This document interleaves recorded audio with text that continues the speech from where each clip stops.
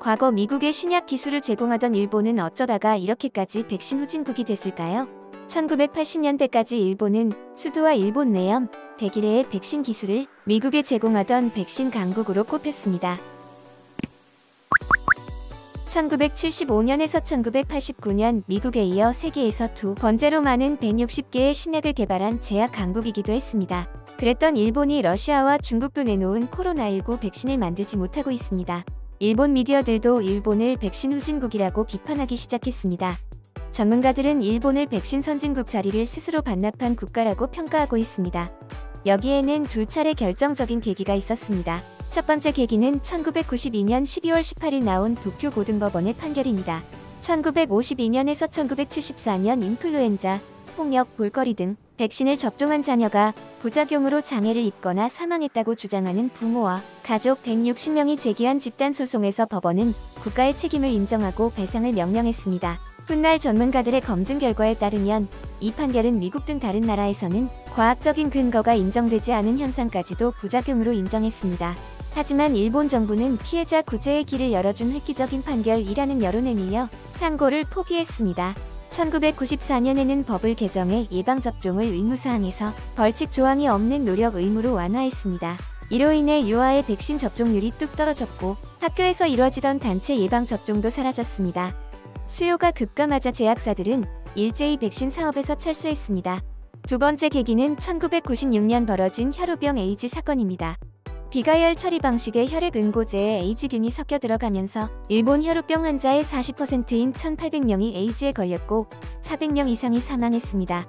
1996년 재판에서 해당 의약품을 판매한 제약회사는 물론 후생노동성 담당 과장이 업무상 과실치사로 유죄 판결을 받았습니다. 이 판결은 총리 말도 안 먹히는 부처로 악명 높은 후생노동성의 복지부동을 고착화하는 구실이 됐습니다. 판결 이후 미국이나 유럽에서는 승인이 이뤄진 백신이 일본에서 승인을 받는데 10년 이상 걸리는 백신 갭이 일상화됐습니다. 감염병이 세계적으로 확산하지 않으면 수요가 생기지 않는 백신 개발은 민간 기업이 독자적으로 진행하기 부담스러운 사업입니다. 일본의 백신 기술이 30년 가까이 잠자고 있는 사이 세계 의약품 시장은 연간 130조엔 약 1,347조 원이 넘는 거대 시장으로 커졌습니다. 세계 백신 시장은 매년 7%씩 성장하고 있습니다. 일본과 대조적으로 미국은 2001년 탄저균 테러 사건을 계기로 백신 개발 체제를 한층 발전시켰습니다. 정부가 제약회사 등과 협력해 개발자금 지원부터 임상시험, 긴급 사용허가 등 백신 개발 전 과정을 종합 지원합니다. 특히 EUA는 미국 제약사가 1년도 안 돼 코로나19 백신을 출시할 수 있게 한 제도적 장치로 평가받습니다. EUA는 긴급 상황에서 최종 임상시험인 임상 3상을 사후 데이터 검증으로 대체하는 제도입니다. 일본도 시오노기 제약 등 4곳의 제약사가 코로나19 백신 1에서 2차 임상시험을 마쳤지만 3상 결과에 따른 승인 제도를 고집한 규제에 또다시 발목이 잡혔습니다. 뒤늦게 일본 정부가 미국의 EUA를 본뜬 특례를 도입할 움직임을 보이고 있지만 일본산 코로나19 백신이 나오는 시기는 일러야 내년 이후가 될 전망입니다. 나카야마 데스오 기타사토대 특임 교수는 일본의 백신 공백은 정책 공백이 초래한 것이라고 비판했습니다.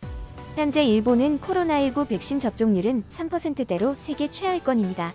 이렇게 일본은 점차 백신에 대해 두려움 가지고 신약 기술에 뒤처지고 있습니다. 그래서 최근 일본이 아스트라제네카 백신을 포기하고 선심 쓰듯 개발도상국에게 제공하는 것일 수도 있습니다. 일본 정부가 희귀혈전증 부작용 우려로 접종을 보류한 아스트라제네카 코로나 백신을 개발도상국 등에 제공하는 방안을 검토 중이라고 마이니치 신문이 보도했습니다. 24일 마이니치 신문에 따르면 일본 정부 내에서 제약사 아스트라제네카와 계약을 체결한 코로나19 백신 일부 물량을 백신 공동구매 배분을 위한 국제 프로젝트 코백스를 통해 다른 국가에 제공하는 방안이 부상하고 있습니다. 일본 후생노동성은 지난 21일 아스트라제네카와 모더나 백신을 정식 승인했습니다. 모더나 백신은 도쿄와 오사카의 대규모 접종센터에서 바로 사용됩니다. 하지만 아스트라제네카 백신의 경우 희귀혈전증 발생 등 부작용이 보고되고 있어 당분간 사용을 보류하기로 했습니다. 추후 접종 대상 연령, 사용법 등에 대한 논의를 이어갈 예정입니다. 일본 정부는 우선 화이자와 모더나 백신으로 접종 체제를 구축할 계획이라고 합니다. 오는 9월까지 화이자와 모더나 백신만으로 접종에 필요한 양을 확보할 수 있을 것으로 전망하고 있습니다. 일본 정부가 확보한 아스트라제네카 백신은 1억 2천만 회분에 달하는데 이 중 9천만 회분은 일본 기업이 위탁 생산합니다. 일본에서 보존기한인 6개월 내에 아스트라제네카 백신이 사용되지 않는다면 모두 파기될 가능성이 큽니다. 일본 정부가 백신 부족 국가에 아스트라제네카 백신을 제공하는 방안을 검토하는 것도 이러한 이유에서입니다. 하지만 백신 제공에 걸림돌이 있습니다.